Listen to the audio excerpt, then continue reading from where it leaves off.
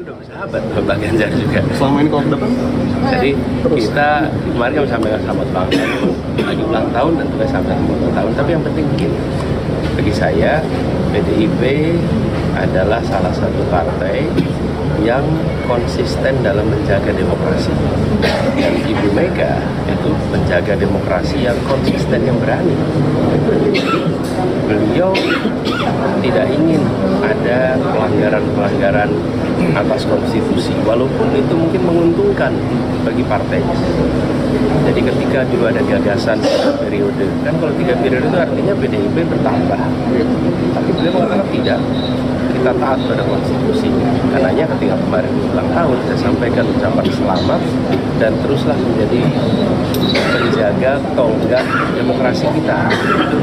Jadi saya sampaikan rasa hormat pada sikap konsisten untuk menjaga demokrasi berada dalam realnya yang benar, dan sikap Ibu Mega untuk konsisten menjaga 2 periode itu adalah satu sikap yang akan diingat dalam sejarah demokrasi Indonesia.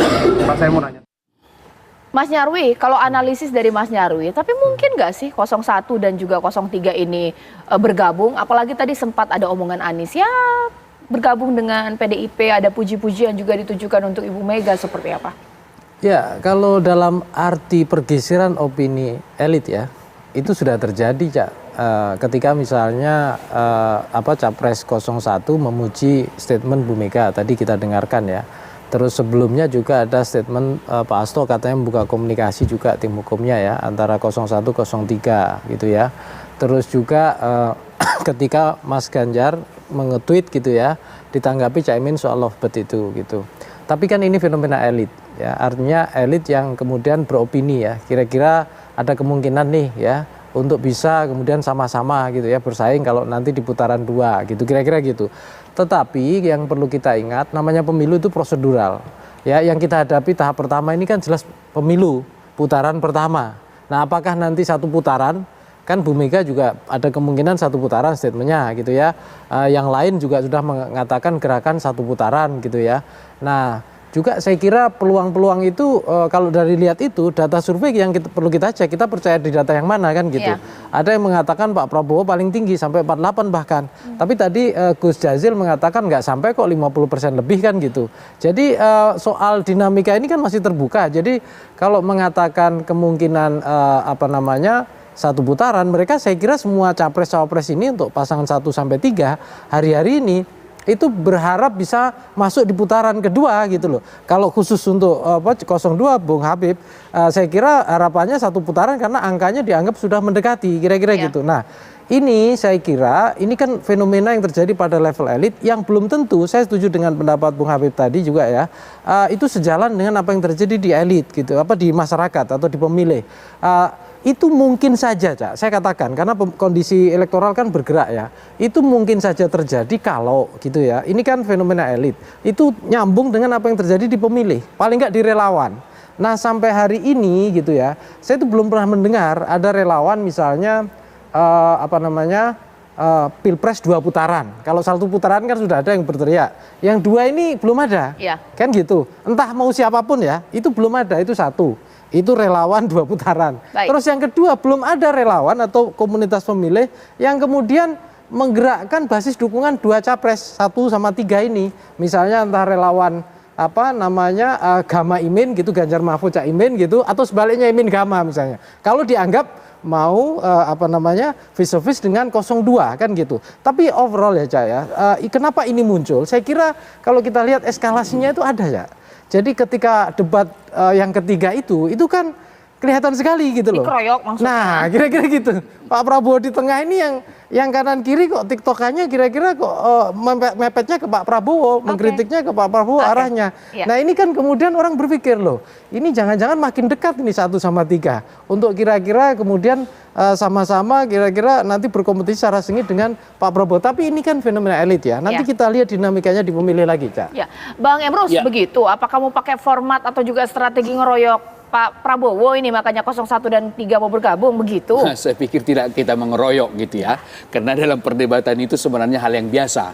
Artinya memberikan argumentasi dan fakta. Sepanjang fakta dan data yang disampaikan itu bukan mengeroyok. Itu adalah adu argumentasi dan debat. Nah, tapi ada saja orang mempersepsikan bahwa itu sebagai mengeroyok, sebagai political victim, supaya ada orang simpati terhadap salah satu kandidat. Namun sedikit saya tanggapi dulu mengenai 1 putaran dan 2 putaran. Nah, memang secara statistik kita lihat angka sebagaimana saya jelaskan di awal, lebih cenderung kepada 2 putaran. Tidak satu pun yang memastikan.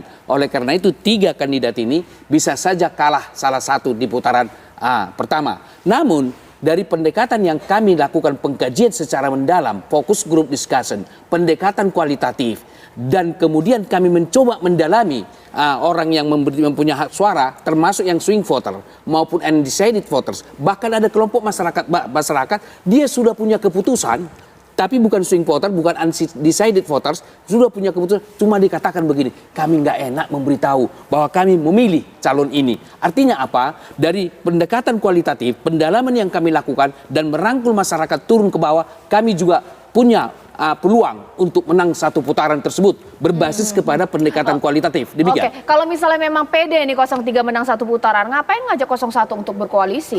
Baik, saya kira bukan berkoalisi di situ. Dia dalam membuka ruang untuk berkomunikasi. Karena apa? Kalau bicara soal koalisi, situ sudah terjadi apa yang disebut dengan pertukaran kepentingan. Tetapi merupakan suatu awal komunikasi yang baru dibuka.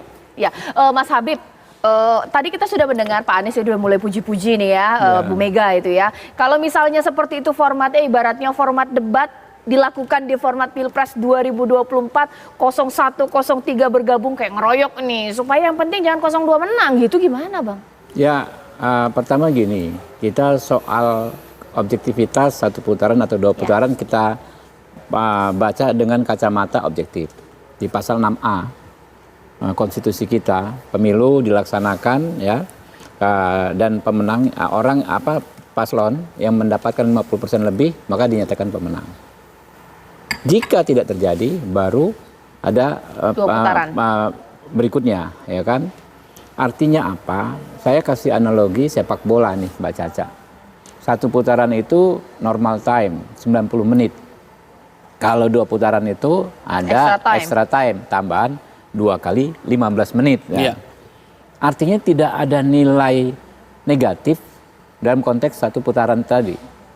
Itu memang klausul pencadangan yang diatur dalam konstitusi kita, diturunkan dalam undang-undang pemilu. Nah, sehingga nggak ada yang salah kalau orang ya kan semuanya pengen menang di normal time, nggak harus nunggu adu penalti di 1 putaran. Iya, itu kan normal ya kan semua orang. Dan soal rasionalitas, ya. Saya berpikir sahabat saya Gus Jazil nggak boleh kecil hati, nggak rasional nih. Amin menang 1 putaran. Kita punya waktu masih panjang, silakan kita masing-masing bekerja. Makanya kita nggak ganggu sekarang ini, karena semua itu pasti punya pride. Ya, Pak Emrus dan timnya punya pride. Ya, Pak Gus Jazil ya dan timnya punya pride. Sama-sama berkeyakinan bisa memenangkan hati rakyat, bisa memperoleh suara yang terbanyak sehingga bisa menang langsung 1 putaran.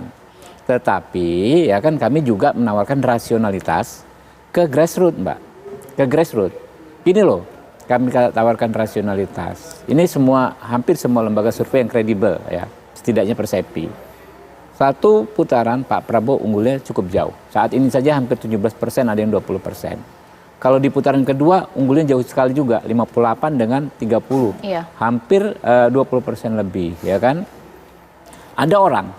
Ada sebagian orang di masyarakat yang hatinya ini memang ada mendua. Sekarang mendukung Amin, tapi kalau Amin nggak lolos di putaran kedua, dia akan pilih Pak Prabowo loh.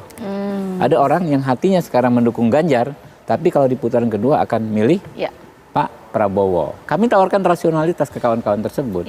Dalam konteks tadi normal time dengan extra time tadi. Kalau bisa dengan normal time, kenapa harus extra time? Kenapa nggak milih Pak Prabowo-nya? Iya dari sekarang saja, gitu loh. Nggak perlu nunggu nanti. Nah, itu komunikasi kami, Bang Emrus, Bang Jazil, ke grassroots. Tapi kami menghormati dengan segala hormat tim ses, ya kan. Ayo kita bertarung yang kenceng semua supaya sama-sama bisa, ya kan, melakukan yang terbaik, mencapai target. Sesaat lagi saya akan tanya kepada semua narasumber kita di sini, pemirsa kami di sini, bahwa kita tidak tahu skenario apa yang akan terjadi di Pilpres 2024, apakah memang normal time atau juga extra time. Tapi jikalau memang 01 bergabung kepada 03, bisa juga 01 ke 02, atau mungkin juga 03 ke 02, pertanyaannya benar berarti ada gium atau mungkin apa yang dikatakan dalam ilmu politik, tidak ada kawan dan lawan yang abadi, yang ada hanya kepentingan yang abadi. Kepentingan bangsa dan negara. Iya, kepentingan juga. Yang Sesaat abadi. lagi.